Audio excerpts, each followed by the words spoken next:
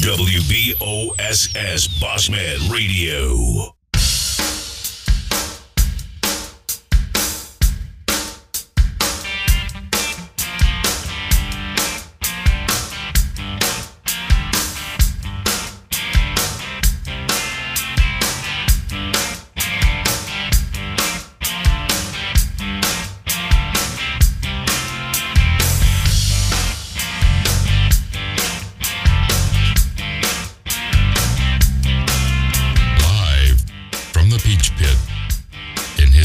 Brewton, Alabama. It's drive time with your host, DJ and KJ. Good Tuesday morning and welcome to Drive Time, brought to you by Jim Peach Motors and Pete Chevrolet. Apologize for not being on with you yesterday. Ran into a couple of technical issues that were unforeseen. Got it worked out, back here today, and probably the best show today with PGA Professional Tour player Boo Weekley in the house. Good morning, Boo. Good morning, Ken. Good morning, Boo. Good morning, DJ. How's it going? That's good. Thank y'all for having me. Well, I tell you what, I promise you have classed this program up. That is for sure.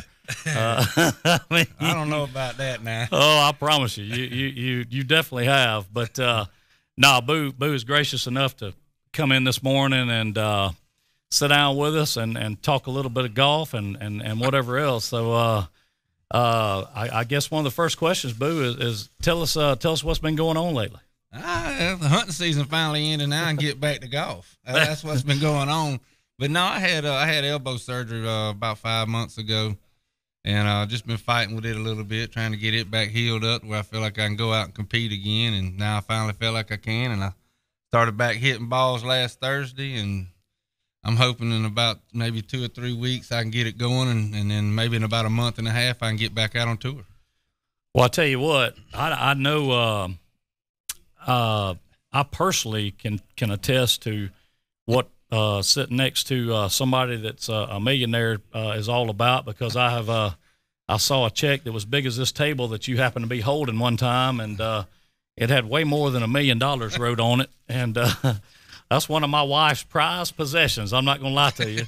I said, well, I tell you what, you better enjoy it, because that's the closest you'll ever get to being a millionaire. I can tell you that. So, no, that was what was that? The tournament that was at the Crown Plaza. Crown yes, Plaza. That's yes, right, sure out in yes, Texas, sir. I think it was. Yeah, and, I brought that they gave me that was it Happy Gilmore check? That's right. That's exactly right. And brought it back home with me, and I don't even think I was supposed to bring it home, but I think I stole it anyway because I was in such a hurry trying to get out of there and get back to the beach. And well, I'll tell you what, I remember when everybody when you was coming in, there were horns blowing and all this kind of stuff, and so anyway, yeah, that was a good time, but. Yeah, a lot of people in this morning. Adam Manasco and Steve Nelson, Miss Ann Peach in, Paul Crumpton from the Big Pond, across the Big Pond, Penny Holmes, Miller Ball, Miss Carol in, Carol Glidden, Aunt B's in this morning, DJ. Kathy morning, Tolan. Aunt B. Let's see. Good morning, Dick Capper, Bubba Roby. Bubba's in this morning. Good morning, Bubba. So, anyway, we are sitting here with a legend. in my own mind. Well, that makes two of us. Listen, I think that's three of them. Yeah. Like I said, we're glad to have Boo in this morning, and you've been off. How long have you been off playing golf now, Boo? It's probably been, I want to say about 7 months now, 6.5, 7 months. So you ready to get back out there on the? I'm ready. Yeah, I done got lazy and bored now, sitting around the house, being able to hunt and fish, and it's been a good time off. It's been a time well deserved, I feel like, and I'm ready to get back with it. Hunting season's over with, fishing season's about to start up, but I can still got, like I said, I got about a month and a half. I can do some pretty good bass fishing and catch some crappie and stuff like that, and then throw some golf in there and mix with it, and be ready to get back on the road and make some money again. That's right. Boo, I don't have any medical training, so I want you to take that under advisement as I preface this. I got an idea for some of your rehab. Why don't you and I find Robbie Cotton, McGowan Miller? We'll go out and play them $100 a hole about 36 times. Yeah, that'd be perfect. That'd help out anyway. I mean, that'd help me. I got to help pay for some of the stuff for my kids. No, we good. That'd be great if they'd come on out. Like I've been waiting to get some of McGowan's money anyway. He's a little hoarder. He just hoards all that stuff up. Mr. Cotton, I mean, I'd say he's the best golfer that's up here in Bruton by all means. And but I don't know if you can get it out of his pocket. You might have to hold him down and tickle him to get it out. That would be a lot of fun. I tell you what, so if anybody out there has contact or they can get Robbie Cotton and McGowan Miller lined up, Boo and I will be ready. I don't figure we can be ready before 9 o'clock, but about 9:05, we'll be ready to put it in the ground and see what happens. Good crowd in this morning. Diana Blake, good morning. Amanda Henry, Samantha Pate, Connie Baggett, Jody Jernigan, Rebecca Whitfield in as well. Good morning to each of you. Jason Tiepo, Brandon Swain, thank you for joining us here on Drive Time. Boo Weekley here with us. And Boo, in all seriousness, a lot of people don't necessarily associate golf with grinding on the body, but if you look if you look through the years, it does take a toll on your body. You look at the number of golfers who are trying to come back from injury or have injury, where it's back, elbows, knees, whatnot. It is a grind to be out there like you guys are and play like y'all do.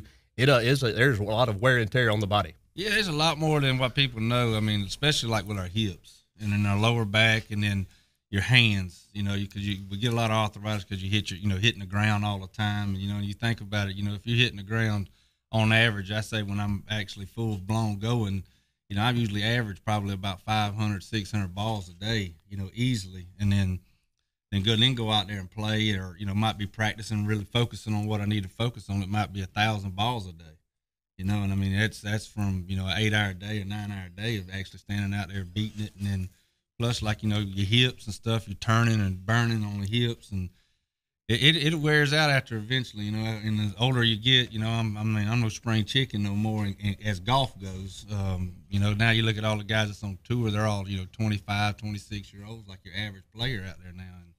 And, all the guys that are 40 to 44 like I am, it kind of wears on your body. Talk a little bit, I mean, you talked about all the great players. You're certainly one of them. Talk about the mental grind it takes for 4 days to compete against the best players in the world week in and week out, and just to put yourself in position to win that thing on Sunday. Talk about the mental grind that you guys go through over the course of a tour season. It's well, for the whole season, it really wears you out because, I mean, what's crazy is you really only make all your money in 5 tournaments. Right. I mean, and so, if you can get on a roll where you feel good, your body feels good, and, everything's falling your way, and a lot of golf is a lot of luck. I mean, believe it or not, it is a lot of luck. But at the same time, it's all about the preparation, do you believe in what you're doing? And you got to tell yourself, just because you hit one bad shot don't mean it's the end of the world. You got to go out there and stand up and, hit it again. You got to find it and keep yourself in the grind mentally, just to say, all right, I know I'll hit it over here, so let's make sure we get this up and down. If we don't get it up and down, let's just make sure the worst we make is a bogey. We'll make a birdie somewhere else to cover back up for that bogey. And, that's the whole thing to it. You just got to overcome your obstacles of golf and just, it's just anything you do really in life too. What's your favorite golf course to play?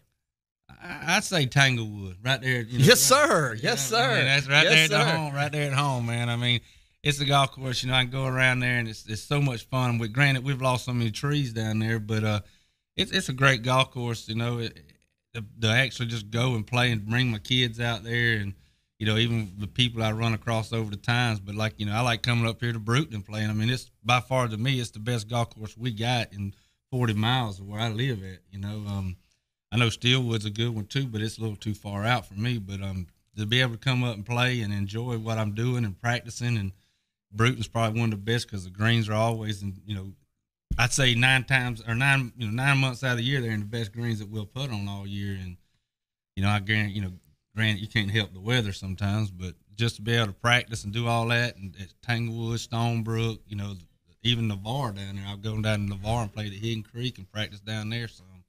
Just because, you want to change it up to where you see a different golf course, because, you don't want to play the same golf course every day. Your journey to the tour was a little different than most or than some. Talk a little bit about growing up as a junior golfer, when you got interested, when you felt like you really had a special gift to play it and pursue it professionally. Well, that's kind of crazy because I didn't really pick up golf till right at my 8th grade, going in my 9th grade year of high school. And I got serious about it and started playing because I run out of sports. I, hurt my shoulder playing baseball, messed my knee up playing football, broke my arm playing basketball. So I figured I better find something to do besides sit around the house, because it's not Daddy's going to have me have a job, So I figured I better get into sports. And so I picked up golf and then just played golf all through high school, and then got a scholarship to Abraham Baldwin Agricultural College in Tifton, Georgia. And I went there for a year and decided that college wasn't my, cup of tea. So I came on back home and worked out there years. And wow. I didn't know that. I quit golf. I mean, I was a weekend warrior, just, like your average golfer was. And I just played on the weekends, just messing around, and doing like little Calcutta tournaments and stuff. And then, Jack Slocum, Heath Slocum's daddy, started a mini tour, and I kind of got hooked into it. It kind of roped me into that to come try it. And I had to ask my foreman out there at Montana if I could go play in it, because it was a 3-day deal. And it was out at the Moors. I won't ever forget it, because it was the very first tournament I ever won. And I went out there, and I mean, like I said, I was just a weekend warrior, but I grew up kind of playing that golf course, and playing it a bunch with a lot of the guys. And I ended up winning that tournament. It was the biggest check. I think it was like $2,700. And it took me almost a month to make that kind of money out there at the plant. So I told my mom, I called my mom up, and I told her, I said, look, I think I found my calling. And she said, what's that? I said, I'm playing golf. And she said, oh, no, you ain't. You're going your butt back out there at the plant and work. And that's how I kind of got into becoming a professional. That's when I turned pro. I did not know that. I did not know that you were at Montana and actually took some time off. And then I did not know that. I knew that it was a little different than most people's paths, but I had no idea. So you never had like a swing coach or a golf coach growing up? I never had none of that growing up. Formal lessons or anything? Well, the golf coach was the high school auto mechanic teacher. I ain't kidding you. Gene Harrod's his name, and he taught me how to weld. That is classic. No. Yeah, he taught me how to weld, how to paint a car, how to grind down a car. I mean, dude, how to putt. Well, he didn't really teach me how to putt. He taught me how to hit it. That's great. He told me, he said, if you can't make it from 6 foot, let's hit it inside of 3 foot. Well, even the guys on TV, I've heard them talk about it during the weekend when you're playing. You were known for your ball striking ability, very natural, able to reproduce it over and over. Is that a natural gift that you just had? You could stand over the ball and hit it? Yes, sir. It was just something natural that, and like I said, when I played baseball, I batted from both sides, and I had good eye-hand coordination. I was able to see it, and thank goodness to my mom. She taught me very well in baseball and how to use my hands with my eyes, and she always did different drills with me because I'm left-handed, so she'd try to make me right-handed. Okay. So she'd take my left hand, tie it to my back, and make me sit out there and throw baseballs right-handed. And then she'll make me I ain't no good at ping pong, but she'd make me stand there with a tennis racket, and she'd pitch balls to me. You know what I mean? And make me hit it, and then I learned to just keep my eye on it. And then we got to where we were throwing rocks up and hitting it with a stick broom handle. And so once you learn how to do that, and then hitting a golf ball, it ain't moving is pretty easy. Well, I'll tell you what, my son has a game against Sweetwater this afternoon. He's hitting about 220 here in the early part of the season. Can I check him out and you give him about a 20-minute lesson real quick and see if we can clean that bat average up a little bit? Only thing I can tell him is go get you some rocks, some decent-sized rocks, and get a broom handle and just let him learn to just sit there and pitch. Because your eyes have learned to pick that ball up faster if you can sit there and teach yourself how to hit them rocks with a broom handle. Boo, tell us a good story from the tour. I'm sure you've got a bunch of them, but I don't know. I don't. This is the internet, so we're not really governed by anybody, but it is a family friendly. And you don't actually have to, call anybody out. I'm just saying, just a. I've dropped my keys in a portalette before. I did do that. I dropped them. We was in a hurry, me and another player named Jason Hill, and I just three-putted the last hole, and I was a little upset because it was going to be my first cut on the PGA Tour. This was in 2002, and I want to say it was in Connecticut up there playing. No, it wasn't Connecticut. It was somewhere. I couldn't remember exactly where we were at. I'm the worst with names where we're playing at. Can't remember stuff, but I just got through eating some fried chicken, and I was wearing rain pants back then, and I had them hooked on my side, and I went to just use the restroom, and bloop, bloop. They just slipped and fell right off. They didn't fall in the urinal part. They went off into the drink down there. And, oh man! We was leaving to go to the airport. As soon as he got done, and he was already done, had his stuff packed up, and he come over and he's like, "Where's the keys at?" And I said, "You ain't gonna believe this. They in the bottom of that tub right there." And so I went over there to our trailer to where they had our rental cars, or at the time it was a tournament cars, and see if they had a spare keys. And I told them what happened. So I went. They said, "Man, we can't help you." I was like, "Man, I went to try to find a coat hanger. Couldn't find nothing. Get that wedge. I tried to win. I tried it all, buddy. I'm telling you right now, the last resort was to stick your arm down in there, and I went gold fishing. I went through the brown trouts and everything else. And I found them keys, and I pulled my arm up out there, and I had some bleach and everything else in a bucket over there already set up. And I shimmed my arm down, and I was blue. I ain't kidding you. I was blue from my just above my elbow down. That's too good. Yeah, that was. Oh man, that's one of the stories. Oh man, that's. I'll tell you what. We got a bunch of people in this morning. Brian Edwards said, "What kind of donuts y'all eating?" And golf don't wear you out; it's the beer at the clubhouse after 18 that wears you out. And or the ones before you. Or the ones before. That's right. Kerry Hart Sawyer, Butch McKenzie, John Commander, JoJo Lovestrow, Patty Mitchell, Patty Whitworth, Happy. Charles Happy. Good morning, Happy. Homecoming October 12th. Emmons in, Roger Templeton, Steve Layton, Flembo, Greg Fleming, Ken Douglas, Donnie Lee, Michael Egerton, Susan Rhodes, Amy Chapman in, and Manasco said the Blue Bomber. The Blue Bomber. One of your golfing partners is in with us also, local golfing partner, Cindy Fleming. She says good morning. Good morning. Good morning, Cindy. Good morning, Donna Massel. Donna said that's hard to beat. Yeah, it is. I don't know if there's a better story than that one right there, Boo, at all. There's some pretty good ones. That one is pretty good. I can't lie. My mother-in-law wanted to know, did casting a net have anything to do with that arm at all? No, actually, it builds it. That helps it. Yeah, I was down there this weekend. I caught a little over 60 mullet down there this weekend. Did you? We fried them all up Friday or Saturday. We fried them up Saturday afternoon. Well, you picked a pretty week. Oh, Saturday was beautiful. Was Sunday? Did it kind of rained off and on here? No, it was just cloudy down there. Like that little squall came through that one liner, but the weather just kind of got a little yucky. But right. It wasn't nothing. Yeah, you picked a good weekend then. Mm-hmm. Good weekend. Boo, I'm a sporting fan myself. One of my favorite events is March Madness, which is fixing to be upon us, and looking forward to watching that. But one of my favorite events to watch has always been the Ryder Cup. I like to watch the golf tournaments also, but the Ryder Cup, just having the patriotism that goes along with it, the team atmosphere, the team structure, the way it's set up. Talk a little bit about your experience of that, how much you enjoyed it, and kind of what you took away from that in your experience in the Ryder Cup.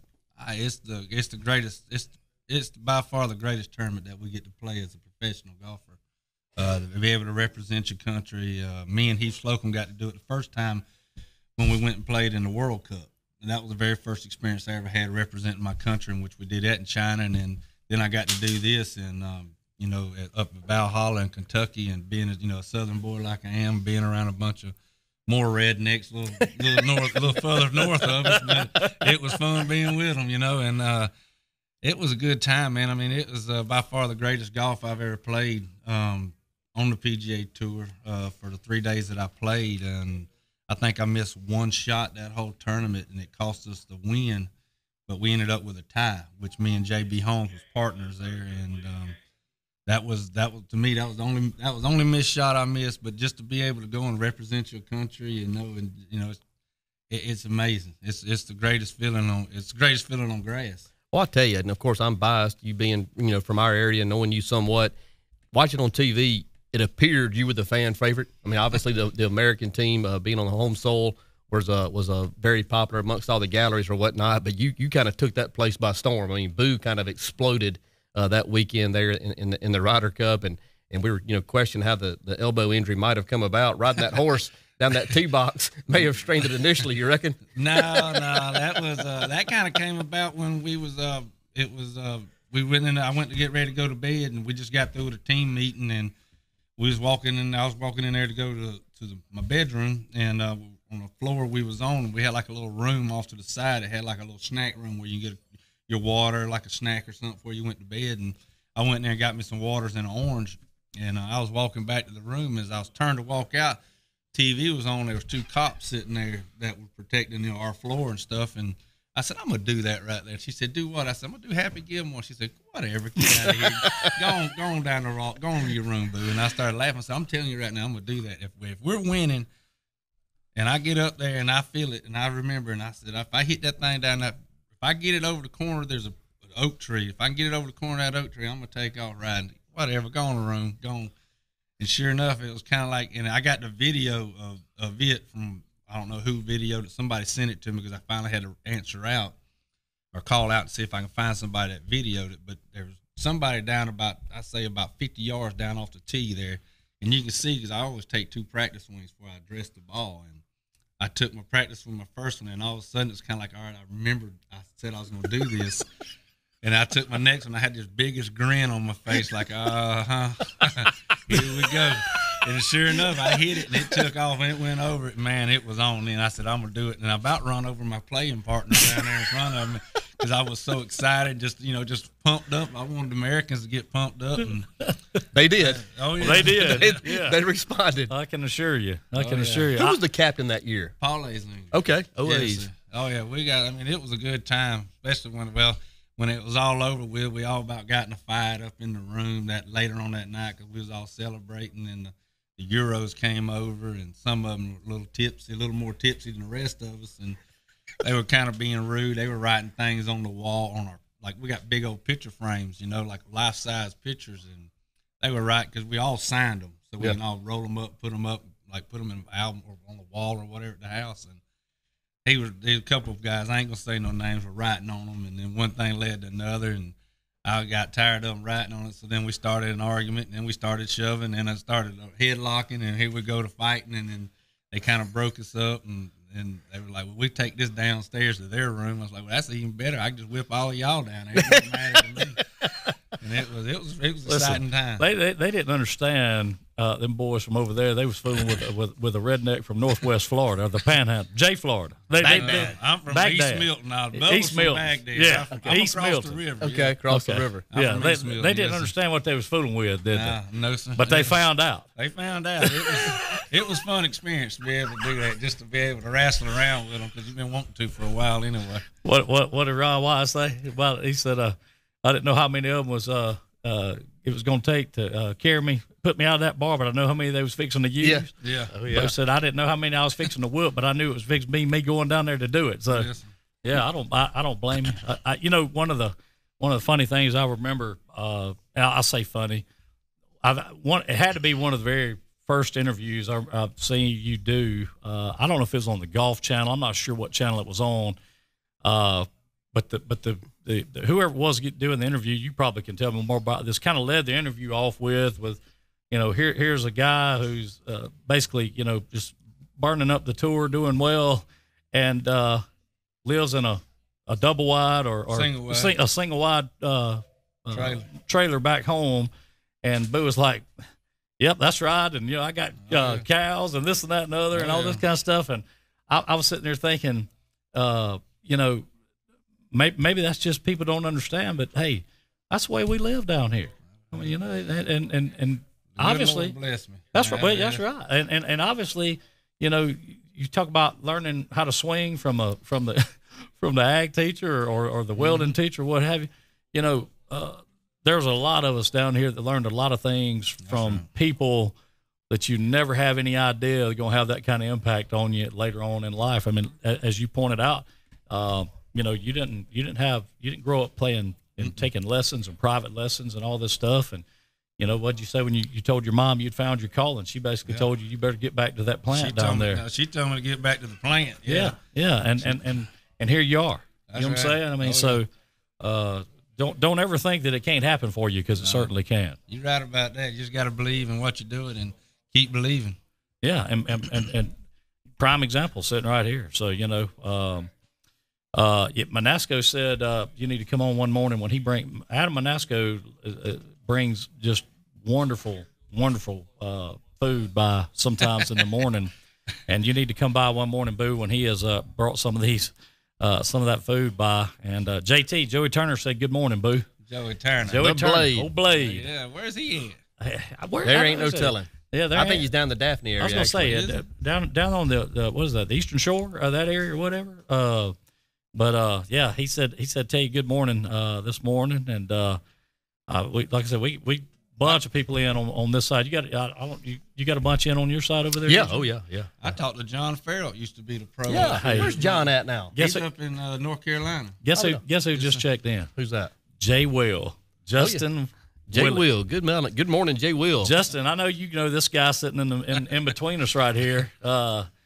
Justin's brother, has been a caddy on the tour for years. Yeah, I don't know, Jay Will, who's your brother caddying for now? I can't remember last time I talked to Jay Will who he told me it was.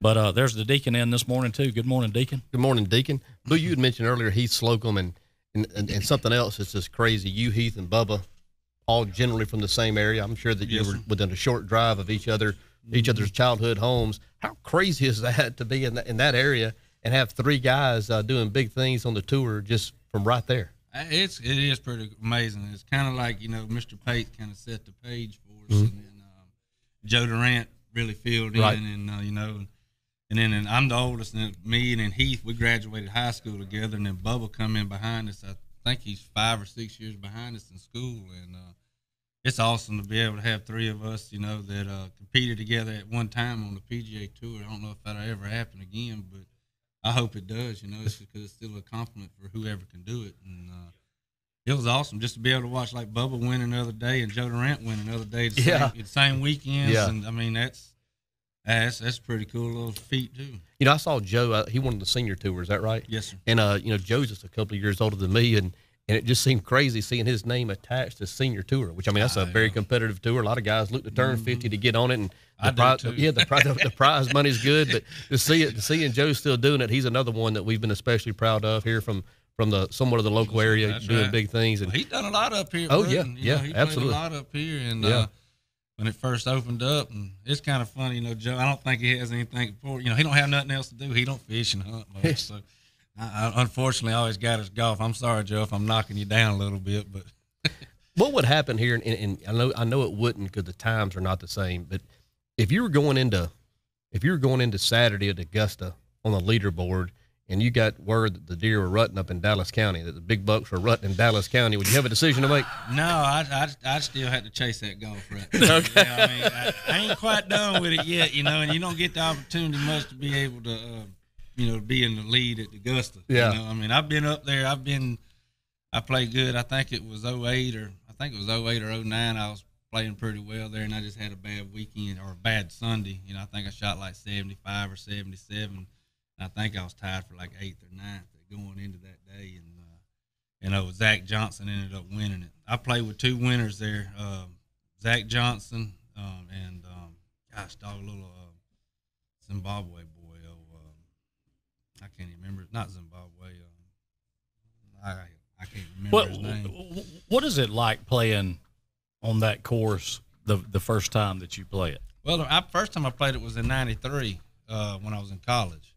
I got to go up and play 9 holes of it, and it was totally awesome because I played it with a wooden driver.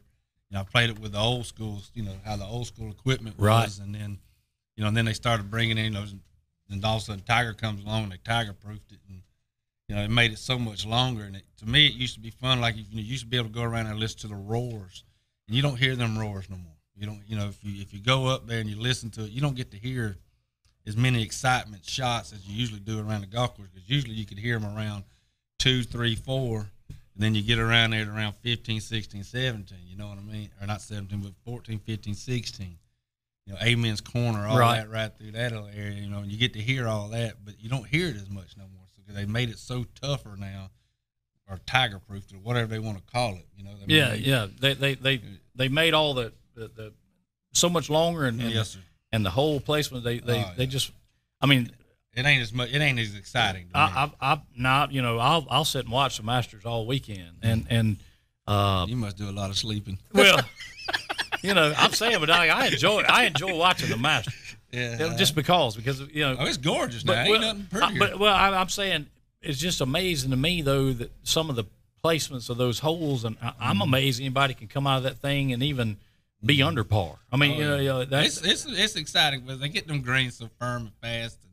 And, they got this I don't know what you call that thing, sub-air, what it's called. So you think about it, they got a green, it can rain 5 inches and they can go in there in 24 hours, they can suck that thing dry. It can be as hard as this floor right here. That's amazing. You know what I mean? So they can dictate how they want the golf course to play. That whole place, they got just their fairways have got it, everything's got it. So they can make it play firm and fast, and they can go out there and say, all right, at 280, we're going to keep it soft, where you fly the ball right here and it stays soft. so they don't want it to roll up where you can reach a par 5 and 2. Right. So they'll make just that one landing area between 280 to 300 to 320 soft. Wow. And it's crazy. So you get no roll. So you don't get no roll. Wow. I mean, they can dictate, and see, that to me ain't golf. I didn't know that. Yeah, that's interesting. That's not golf. Yeah. You know what I mean? Golf is all right. If you get 5 inches of rain, guess what? You're just playing in the mud. So what you're saying is it's a mechanical golf course now. Oh, yes, sir. Fully. And I did not know try that. to do the same thing. Well, I know they got the greens at TPC and Jacksonville like that. But I don't think they can put the sub air there because it's the soils, like kind of like same kind of soil we got here. Right. And it's on the beach too, or close to the beach. So it's That sand's a little tougher. Yeah, down, that sand's a little tougher. Yes, Yeah. sir. Trevor Immelman. Yes, sir. That's him. My cousin Jeff Wilson threw that in from Birmingham. Yep. So we got a lot of folks listening in this morning. Jeff, Appreciate it, Jeff. Yeah, Trevor. I played. Yeah. Let me ask you this, Boo. A couple of questions. Have you ever made a hole-in-one on tour, like during an event? Yes, sir. All right. That's your lowest score, obviously a 1. Where was that at? I've had 3 out there. Okay. What was the most recent one one? in the most recent one was. Remember that? Or where they were at was fine. If you remember one in Jackson, Mississippi. Pebble Beach was one. Okay. And I want to say it was at shoot, I don't even remember. It was. I can't remember the name of the golf course. I can remember the hole. It was at. I think it was North Carolina. So a 1 was obviously your lowest score. Yes, What's the highest score you ever had during a tour event on a single hole? I want to say a 12. Where- 12 or 11. I want to say. Water involved? Well, water was involved. A couple mad shots. Mostly it's the mad shots. It wasn't. I don't think it's as much as the. I think it was an 11. Well, yeah. You've seen how many clubs McGowan has snapped out here, being a weekend warrior. What could that guy do during a tour season if he was really playing and the stakes were as high as they were? How many do you think he could go through? He'd had to buy stock in whatever club manufacturer he was in. He'd had. I mean, they'd had to put him on a budget. They'd had to put him on a limit. Like, all right, look, buddy, you can't get but 4 sets of irons this year. That's all you can get. I tell you, he might be mismatched, but I watched him here at the old place one day when the club was right here next door. And he'd gotten upset there after number 9, the little putting greens there, and he takes out his irons and he's breaking them over the cart. I mean, he's going through the whole set. He gets down to about the 7 iron, and it breaks and it wraps around and hits him in the rib. And he doubles up. So the 8 iron, the 9 iron, and the wedge were salvaged. But yeah, he can do it. I watched a guy do that at Tanglewood and stick it through his arm. Goodness. It's not any fun at that point. He hit it right around it, wrapped it around the tree, and it came all the way around and broke off and went through his arm right there, right through his arm. Wow. That's why I was younger then. I think I was in like the 10th grade, and I watched that happen. And I said, well, that won't ever happen to me. I won't ever break a club. So I'm gonna put you on, not really putting you on the spot here, but with you mentioned Tiger a while ago and talking about Tiger proofing and that type of thing. When he came on the tour, hit the tour, what have you. Do you ever see anybody being that dominant in the sport in golf ever again, or have they made it now to where it's just impossible to be that dominant? They won't ever be nobody that dominant no more. I mean, it was during his era, it was right there where all the manufacturers were changing, the balls were changing, clubs was changing. That's before we started doing all of our drug testing, and that is not. There's no factor no more. There's no one person gonna come out and be dominant. It just can't happen. Yeah, there's no way. I mean, you ain't gonna. I mean, granted, like you take like Justin that just won, this week. He's going to be good. He's always going to be good, but, he ain't going to go out there and just going to dominate 9 times, like Tiger was doing 9-10 times a year every time he teed it up. Right. If he didn't win, he was in the top, 15. That ain't not going to happen. Well, one of the things that bugs me, and I'm not implicating anybody, this is for professional sports, period, and I think you made a good comment about it, the drug testing. Not naming any names here, but you can look at people as grown men and how they change from they're this way, 1 year and this way the next. It is rampant, whether it's cycling, whether it's football, whether it's baseball, whether it's golf, whether it's tennis. You'll never convince me that there were people doing things to give themselves a little bit of a competitive advantage in terms of building muscle, building mass, whatever the case may be. There's just no way. I mean, and this is out in public, so I mean, I'm not, and this is years ago in baseball, but you go back to the Mark McGuire, Sammy Sosa, battle or whatever for the home runs, that type of thing. if you remember McGuire when he was with the Oakland, the A's, and then when he gets over to the, Lily was skinnier he was. Oh In man, that 1 year and a half, 2 years span. Man, that guy just blew up. I mean, you just don't.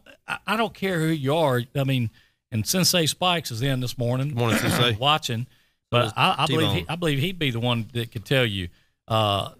You just don't do that naturally. Well, Canseco wrote a book. He outed everybody, and at the time, he did. And at the time, everybody thought he was a fool. He was a liar. Yeah, he was this. They he was dogged that. him. He was vilified. He was. And it turns out that about 90% of what he said or the assertions he made were absolutely the truth. That's a fact. I mean, so, and I think that's a great point. Boo, that because of those things that they've put into place, everybody's basically on a level playing field now, is what you're saying. I believe so. I mean, there's still some things out there that you can do during the off season that can help out a lot, but at the same time, I mean, when it comes back to drug testing, it's there. I mean, there ain't no ifs, ands, and buts about it. The drug tests don't lie. And the good thing about it is with ours, he's standing right there on your shoulder. You can't walk in there. They catch you right when you come off the golf course. You can't hide nothing. It's like the military. They standing there right there in front of you, all on display, watching you do take care of business.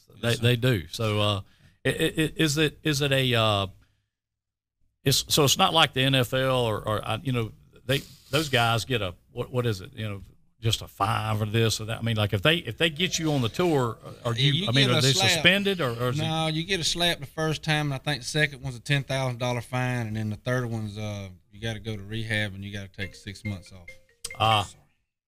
Oh, that's all right. Somebody probably listen. I promise you that phone call is probably more important than what sitting here talking to DJ and myself are. Right? It's my son. I was supposed to go by the bank and help him out. He's got a problem with a credit card. Oh, but we'll get that fixed here when I get done. Well, I tell you what, when do you expect to be back out there banging it out on the tour again? I'm hoping in a month and a half.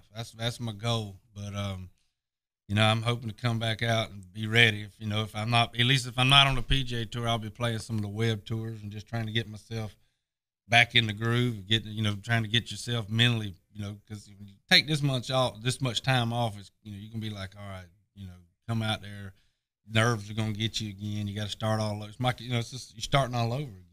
But it seemed like it much needed, the time off. Oh yeah, it was much needed.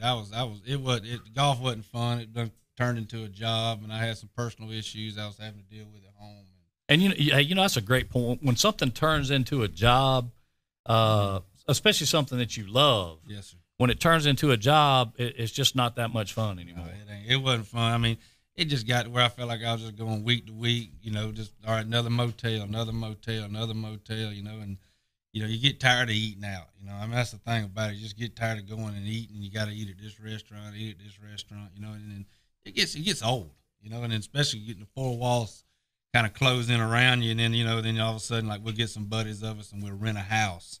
And it kind of helps you. And it's like when we rent the house, it's like we all the guys that rent the house, we all play well that week because we're finally out of that confined space and we got a little room to ourselves and we can sit around, talk, have a couple of drinks, laugh, cut up, and kind of, because now you're actually with your buddies, instead of being confined to your one space or being by yourself all the time. DJ, you got anything else? I know we've took up enough of Boo's time and certainly appreciated sitting down with us. I didn't know if you might have something you wanted to close with. Or I didn't. I just appreciate you spending some time with us. You had about 30 seconds notice that we were going to put you on, and you were. It was first class that you sat down with us. Not exactly know what was going on. We do appreciate your time. I know those listening in have enjoyed hearing from you and getting some of those behind-the-scenes stories from a tour player like yourself. Mm-hmm. We certainly wish you well, and be praying for you on a full recovery and look forward to following you again on tour. Well, I appreciate it. And it's kind of funny that I come in here, I do business with Peach and them up here, the Chevrolet place, and it's great to be able to come in here, and all of a sudden y'all throw me in here like, bam, guess what? We got you. Well, listen. Anytime that we can have somebody that will class this program up, we try to grab them as fast as we can because, listen, I promise you, between myself and DJ, you have classed this thing up tremendously compared to what it normally is. Have you tried Stephen Thomas? Buck does. Matter of fact, JT Jackson, his brother, is in watching, has been commenting. Matter of fact, well, his last comment was, "As long as Boo has his beer, he's good." So, but you know, no, Buck, we have not got haven't got him in here yet. Buck's too busy. Yeah, Buck's a busy guy. Busy man. Yeah, running his gums, slapping them lips. Yeah. Well, hey, Boo, thank you for sir. stopping Thank by. y'all. We Yes, appreciate sir. we appreciate Thanks, it. Boo. Thank Yes, you, sir. thank you for stopping in, and if we can ever do anything for you, let us Yes, know. sir. And I'll tell you what we're gonna do. We're gonna get up and do this from the beach. All right, yeah, that'd be good. That'd be a good time. Oh yeah, we can look back. You got the camera, but I can look back, and then all of a sudden, while y'all sitting there talking, I can lean over, Yeah. throw my net. Yeah. Hey, and I tell you what, well you know, get some of your buddies to come by. We'll have a big time. Oh yes, That'd be a big time. You know, maybe Sure. maybe if we could catch a weekend where you had Larry the Cable Guy down there, if we could get him to sit down and he don't come down this way much unless he's got a show. well, hey, we can put on a show. Good to see y'all. Thank Have you. a good Yes, one, sir, Boo. Mr. King. Appreciate you, man. Yes, sir. Thank you. Boo Weekly. How about that? How about, How about that? how about that there, DJ? Boo Weekly in the house. Good man. Yeah. A lot of fun. I mean, yeah, Ray Stewart, great surprise visitor. You're right, Ray. Brian Edwards said, when y'all get Mark Ward on, I need a laugh. I need a laugh to start the day on. And when he comes on, my mama didn't. Let's see. When he comes on, no, my mama didn't have that keg party on 29 and 85. It was a good and woke up with Zeke in the yard. Wow. Sounds like a good time. That does sound like a good time. Manasco said he'd cook what Boo catches. JT said Buck is bumping them gums. Good morning, Rachel Rachel Capper. Good morning. Morning, Cap. Yeah, so man, we've had a bunch of people in this morning, coming in and out, and I have not had a chance to say good morning to all of them. But hey, we've, you know, with a guest like that coming in and sitting down, it's kind of hard to do that. But that was great, mighty gracious of Boo to do that for us, and it just kind of worked out like that. I tell you, he's such an endearing person. You come in here and he doesn't try to be something that he's not. I mean, you know, if he wasn't a world-class athlete, he'd be one of us. I mean, just honest, just doesn't try, like I said, doesn't try to put on a false front. He's Boo. Listen, Danny Smith said it best. He's a Southern gentleman. Not to turn us down because it wasn't scheduled. Well, he's a Southern gentleman, period. Right. Boo Weekly's a fine man. I mean, I can tell you right now, and he can sling a cast net like nobody's business. I can say that as well. I think the thing that Paul Wayne, good morning, Paul might Wayne. impress me the most about him is he never meets a stranger, and he's never above meeting anybody. I've never seen him not stick his hand out to shake a hand when it was presented. I've never seen him not try to bring somebody in and make them feel like they needed to be there. He's just, I don't know, man. Boo's a neat guy. He is, and you know, I thought easy to cheer for. I thought that was a great story of what he told about who he learned how to hit a golf ball from. Yeah. That, you know, his is not the typical story of, well, this is how I ended up playing golf. You know, as most baseball players and football players grow up taking lessons and private lessons and all this stuff, Boo never had any of that. He could just kind of do it. He just could. He could just do it. What do they call? They call that a God-given talent, do they not? It is God-given. So and he has certainly worked hard to cultivate it. Oh, sure. I mean, we before we went on, we were talking about, you know, he hit 300 balls yesterday, 200 the day before. Then he was a little sore, so he took some days off. He did one-handed sand shots. That's right. I can't hit two-handed sand shots, and he's sitting there dumping them with one. Good morning, Curtis Hearn and Debo. Debo's in this morning. Good to see you. Action. Good morning, Action. Heath Jackson in. Yeah, he is a nice guy. Cindy, I agree, Cindy. Action says he's like Butch, but talented. Exactly like Butch, but not. No, he is Boo's a stand-up guy and does business here with us. Yes, sir. At Peach, as he said, and exclusively. Exclusively. You know why? Has for years, and we all know why. He gets taken care of. He gets taken care of, and let me say this: not just because he's Boo Weekly. Absolutely not. I mean, and he would be the first to tell you that. I mean, it's not it's not because he's Mr. Boo Weekley. We take care of anybody. Boo drives up here from East Milton because he wants to be or he likes to be taken care of. And of course, if he needs something, calls. We do what we can to accommodate. He's always been good to this area. He had his golf tournament up here at the country club for several years. Then logistically, it just got to where that place wasn't working. Had to move it down closer to Navarra. But anytime he gets an opportunity to be in this area and support and do business, he makes a special effort to do so. And I know all those efforts are appreciated. Butch McKenzie, Butch says, so Boo went elbow deep in the porta potty for keys, and DJ gives me grief for getting a pancake from the top of the garbage can. I'm off the hook now. Never, Butch, never. Flimbo, we appreciate that. Flimbo, Peach family will take care of his customers. Yes, we do. We do try to do that, and we appreciate that compliment. We appreciate that anybody does business with us. Certainly appreciate Boo for stopping in this morning and me grabbing him, literally snatching him out of the hall. I saw his truck when I pulled up. I just thought it was here for service. It was. When he was walking up, he didn't hesitate. You said, we need you, and here he comes. Yeah, Boo is always gracious enough to, like you said, he'll stop and talk to you and talk to anyone. And just a great guy, does a lot of charitable things, and raises a lot of money for a lot of different charities. And I'll tell you, we're lucky to have a guy like that in this area who brings that type of notoriety to things that he does. So, all right, JT, thank you for watching, no doubt. But Jackson Thomas. Anyhow, so the Lady Tigers. Yeah, let's shift gears just for a minute. Gears. Lady Tigers set the tip off at 9 o'clock. That's a couple of minutes in Birmingham. Just a few minutes. Lady Tigers playing Lauderdale County. That is semifinal game. So if they win that one, they would advance to the state championship game on Friday.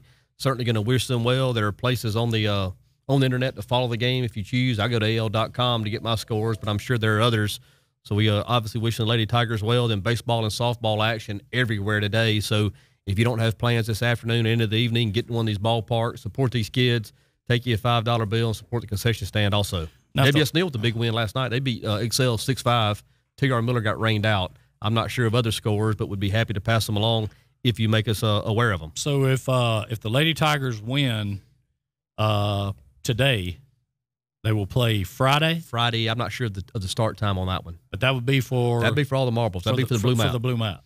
Coach Jackson has 4 of them already here on display at the gym, looking for number 5, looking for one for the thumb. Good morning, Jim Baggett. Jim Baggett in the house. Jim. I will tell you what I'm impressed with, and I'm not trying to shift gears. I'm impressed with you haven't touched. I don't think I've seen you eat one of those donuts. Have you eaten one? I had one, but I had some water right behind it. Well, listen. That should be good. I'm more impressed that 6 has turned into 1. Yeah, I mean training. I mean seriously. Yeah, that is impressive. Good morning, Jim Baggett.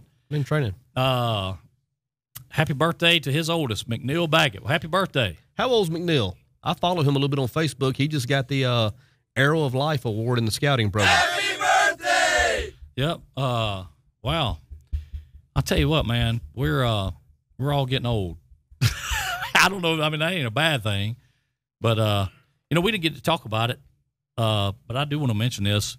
I want to thank the Methodist Church for what they did Friday night and the daddy-daughter dance, the event that they put on, I thought was tremendous. It is every year. It gets a little better every year. And I'll tell you something, and I know Kinsley's the same way.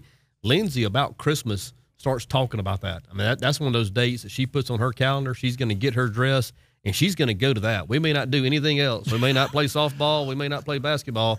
But we're going to that daddy-daughter dance, and to watch all those girls have that night and to see the church provide that and set that up, it is special times. That was, and I'm going to tell you the amount of effort that goes into that, and the amount of people and willpower, just the amount of you think about the number of people that it takes to put something like that on, and they. Those little girls, I'll tell you, I was wore out just watching them. I know you had. I mean, we were sitting there watching them out there. I wish I had a quarter of that energy. I wish, and I'd taken a video of Lindsay dancing, some of her friends that were right around her. I wish we'd had an aerial and showed how big the floor was and how many girls were out there doing their deal, because it was, you talk about the energy in there. I mean, those girls had themselves a big time. They had a big time. Big time. They had a big time. I can tell you they did. So, you know, again, that was another great year of that, the daddy-daughter dance. Of course, want to congratulate. I don't think we had a chance to Neil on winning the county tournament. 3-0, yeah. Mm-hmm. Connor Husky was the Friday night, I think it was. Most outstanding player in the tournament was Connor Husky, yeah, and he was well deserved. Good deal. Well, want to congratulate them. Softball it's underway. I don't have a schedule. If we could, I tell you what we need to do. We need to. Well, we talked about also getting the doing some of the players of the week. That type of thing we're doing. We got to get that in full swing. But we need to get some of the schedules from both the Miller girls and the Neal softball teams, and of course all the local areas. Wilmington, everybody's, and that way we can keep up with it. We can get scores out there to people and kind of keep you informed and stay up on that kind of thing. We road trip to Sweetwater today, and they're the defending champions last year. So we'll have state champions. Yeah, state champions. Wow. So we'll have our work cut out for us, and look forward to getting over there and mixing it up with them. But they'll be an excellent team. I want to mention this real quick before we get out of here. Today on the buffet at Camp 31. Yep. Meatloaf. I love meatloaf. Beefsteak with onion and gravy. Camp 31 smoked chicken, tons of country vegetables, 11 to 2. I love meatloaf. And you can't, I'm going to tell you, if you have not went down and ate that buffet, you do not know what you're missing. It's a treat. It's outstanding. It is outstanding. So, hey, what a great show. Great show today. Great show today. I do want to mention one thing. I had a good time Friday with the old school music. Oh yeah, that was a lot of fun. A great way to start a Friday. That was good. Had a good time with that. So certainly did.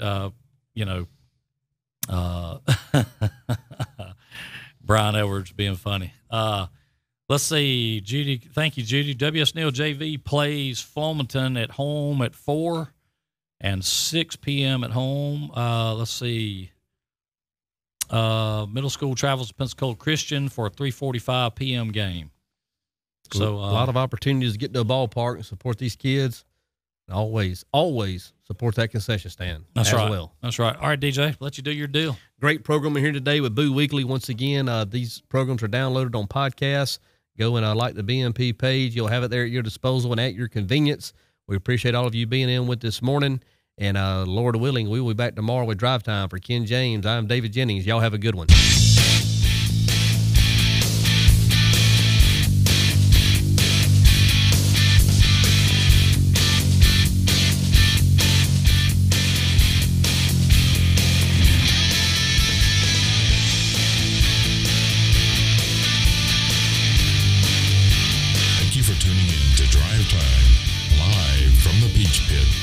Historic Bruton, Alabama.